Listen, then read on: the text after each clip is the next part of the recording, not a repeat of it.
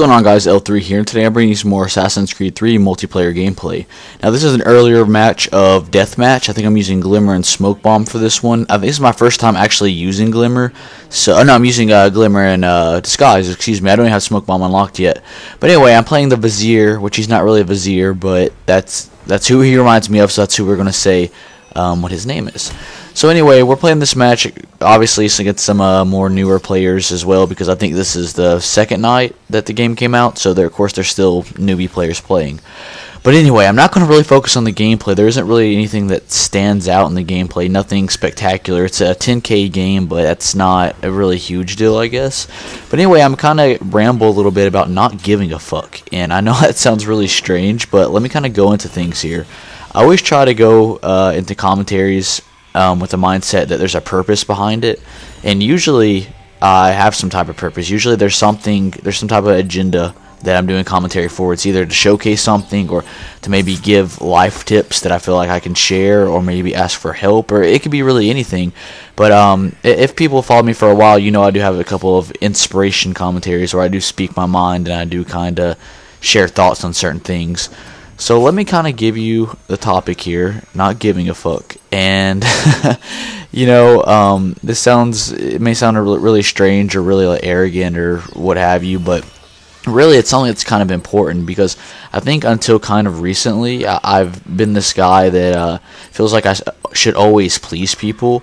Now, I'm not, you know, a terribly popular person, but everyone says that who knows me says I'm really enjoyable to be around, and I really have a knack of being able to meet people and really make them feel comfortable around me and to be comfortable around them. I'm really cool about meeting people and doing new things and things like that. I guess I make an environment more comfortable, or at least I try anyway. So anyway, that's definitely a good thing on me, but I've always had this kind of idea that I have to have that attitude when it comes to things, and I always have to please people, or I have to do this, I have to do that. But the whole thing is I kind of wanted everyone to like me. And as I started growing up and going through high school, I started realizing that's not always the case. And I always thought, you know, I tried my hardest to do the right thing, but still sometimes people don't like me for this or like me for that. And I didn't understand. And, you know, I'm 20 years old now. I just turned 20, so I'm still pretty young in the grand scheme of things. But it kind of just hit me that, you know, no matter what, you can't please everyone. And you hear that all the time, but it's a difference being able to hear it to actually believe it yourself. And it's really honestly true. You can't please everyone. So I decided to kind of stop living that life. Well, when I started living the life the way I wanted to, which, I mean, this sounds like I have years and years of experience, but that's not necessarily true. But anyway, like I said, when I started living the life I wanted to, started seeing the people I wanted to, and doing this and doing that, I become a lot happier. It's really made me just a better person overall and a lot happier. Still, I noticed when I do things that I want to do, and that the society or my friends or my mother or my family, it doesn't matter, whatever they don't want me to do, it kind of, you know, made me set back a little bit, because I'm thinking, well, these people don't really approve of what I'm doing or where I'm going or whatever, so, you know, I must be doing something wrong. And that's not always the case. I always had this mindset that the majority is right, and the majority is not always right. That's not the case at all. So, you know, I'm not going into specifics here about anything, but like I said, I started trying new things. I traveled across the country, the United States. I live in Alabama. That's actually in the United States. It's kind of at the west part. It's really in the south, but it's on the west side. And I've never really seen any parts of the world, but I actually was able to go to Las Vegas, and I've been to Las Vegas a couple of times now due to some circumstances, and that's all the way on the east side of the United States, and it was awesome. It was cool just seeing different people and different activities, and it just made me realize there's more to life than what's going on in this tiny little town that I live in, this little southern town, and it was really exciting for me. I started really, you know, people weren't approving of where I was going and things like this. No one was really supportive of me, and it sucked, because, you know, it made me feel like I was doing something wrong. It was something that I really wanted to do, but other people made me feel like, you know, I should stay in this one spot. I should think how they think and do what they do, and I should function the way they think.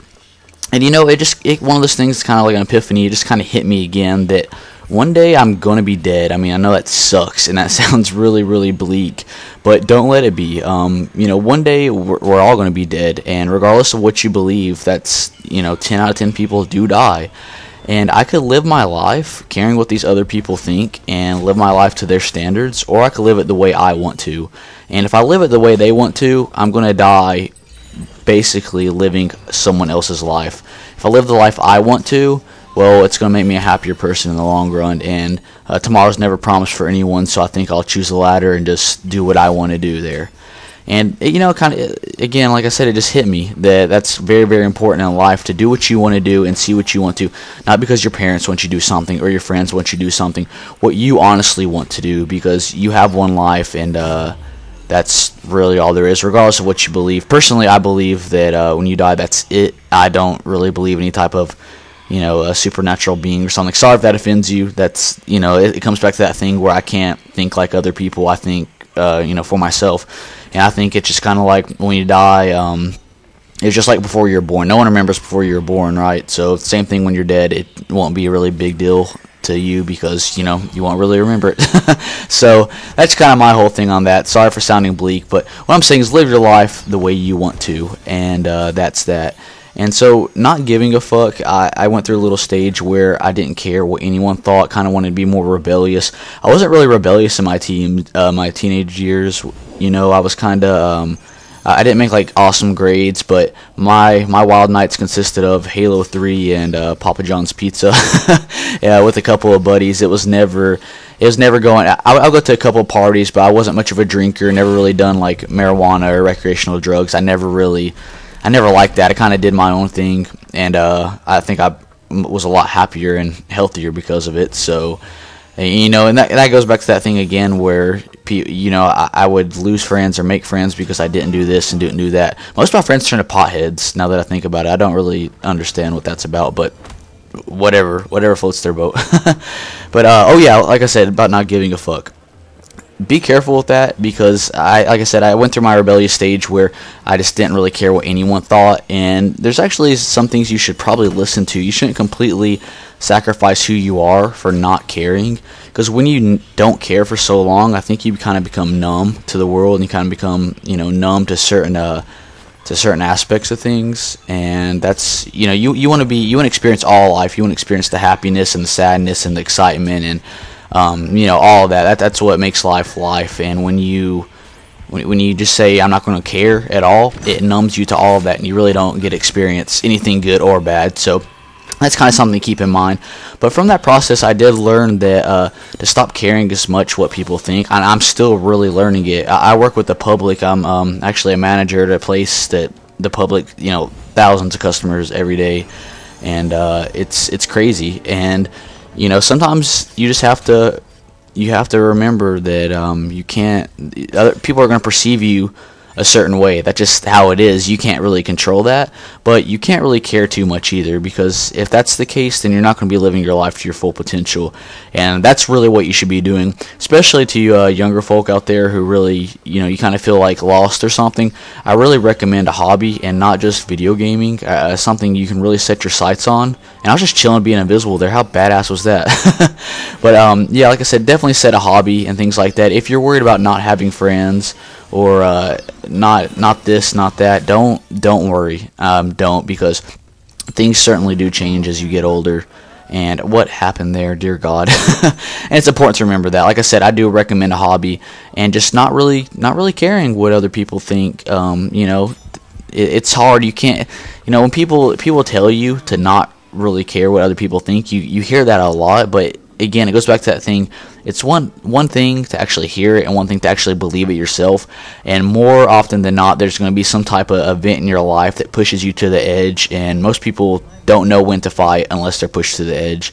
And that's when you're going to know. That's when you're going to know that you shouldn't really care and things like that.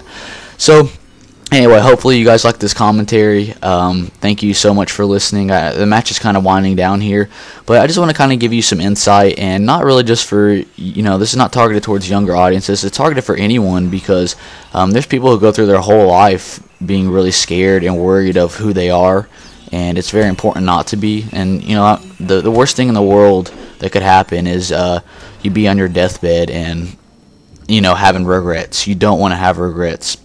And you just want to, you know, live your life to your full potential. Whether that's playing video games, being, you know, doing parkour like I do, soccer, whatever it is.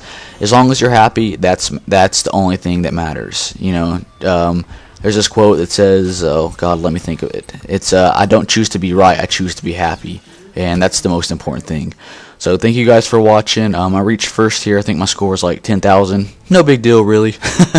But yeah, thanks for watching, everyone. Take it easy.